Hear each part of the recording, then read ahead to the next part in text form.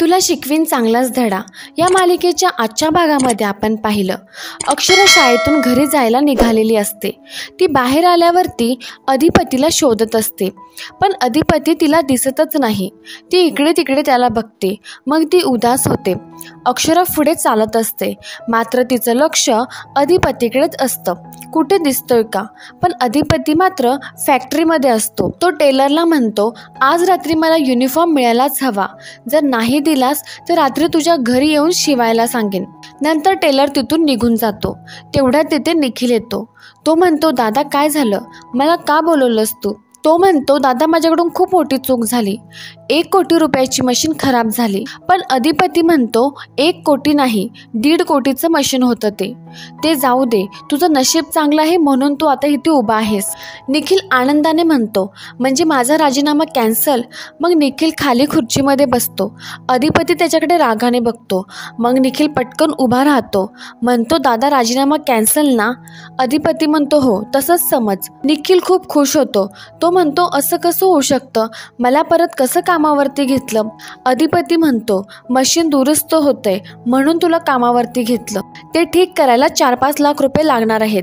मी ते तुझ्या पगारातून कापणार होतो, पण म्हटलं जाऊ दे, तुला एक संधी देतो. तू ना एक अवघड जागेवरचं दुखणं आहेस म्हणून तुला सांभाळून घ्यावं लागतंय. जर 1 कोटीचं नुकसान झालं असतं ना तर मी परत तुला कामावर येऊनच दिलं नसतं. मग निखिल म्हणतो, मी येतो उद्यापासून कामावर.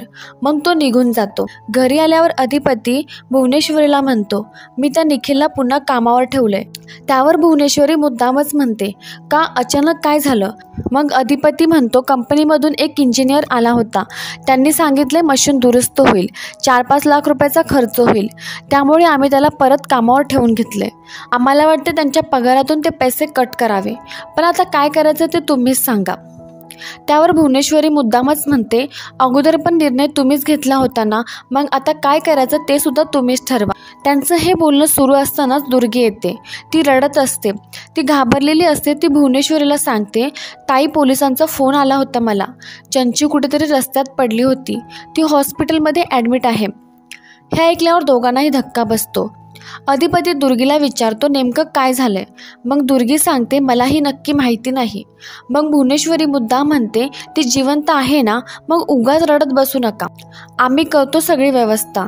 मग दुर्गी रडतच म्हणते, अगं ताई ती तुझ्या मुलीसारखीच आहे ना, मग तिला माफ कर आणि परत घरात घे. पण भुवनेश्वरी म्हणते, जी माणसं घर तोडण्याचा प्रयत्न करतात त्यांना आम्ही परत या घरात घेणार नाही. मग भुवनेश्वरी पोलिसांना फोन लावून नेमकं काय झालं आहे ते विचारते. मग पोलीस सांगतात, तिला चक्कर आली होती म्हणून तिला ॲडमिट केलंय. भुवनेश्वरी दुर्गीला सांगते, काळजी करण्यासारखं काही झालं नाही आणि तिला भेटायला कोणीही जाणार नाही.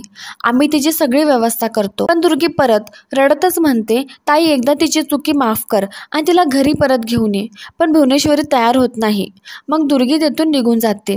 दुसरीकडे अक्षराच्या घरी एक बाई आलेली असते. ती अक्षराच्या आईला म्हणते, तुम्ही लग्नाला गेला होता ना, कसं झालं लग्न?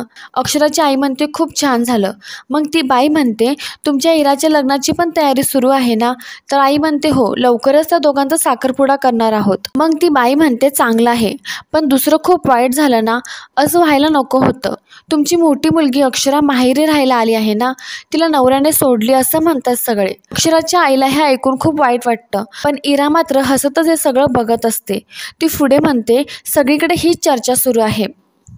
काही जण म्हणतात की तिच्या नवऱ्याने तिचा हात धरून तिला घराबाहेर काढलं. नेमकं काय झालं होतं? अक्षराची आई म्हणते, तुम्हाला नक्की हे सगळं कोणी सांगितलं? मग ती बाई म्हणते, अशा गोष्टी लपून थोडीच राहतात. ती म्हणते, सगळ्या गावाला माहिती आहे आणि तुम्हाला माहिती नाही का? पुढे ती बाई म्हणते, काही झालं तरी मुलीची जाती सासरीच शोभून दिसते, तिचं असं माहेरी राहणं बरं नाही. नंतर ती बाई म्हणते, मला गॉसिप करायची सवय नाही. बाहेर तर बायका काय काय बोलतायत, पण मी तुमच्या काळजीपोटी काय झालं ते सरळ तुम्हालाच विचारायला आली. त्यावर अक्षराची आई म्हणते, हो ना, तुम्हाला गॉसिप करायची सवय नाही ते दिसतंय आणि मला तुमच्या मुलीबद्दल भरपूर काय माहिती आहे, पण मी तुमच्या घरी येऊन तुम्हाला विचारलं नाही. मग ती बाई खाली माल घालून तेथून निघून जाते. ती निघून गेल्यावर इरा परत नाटक सुरू करते. ती म्हणते, तुम्हाला या सर्व गोष्टींचा काहीच फरक पडत नाहीये, पण ताई इथे राहिल्यामुळे निखिलच्या आईबाबांना फरक पडतोय. तरी बरं झालं निखिलला परत नोकरीवर ठेवलं. हे ऐकल्यावर आई खूप आनंदी होते.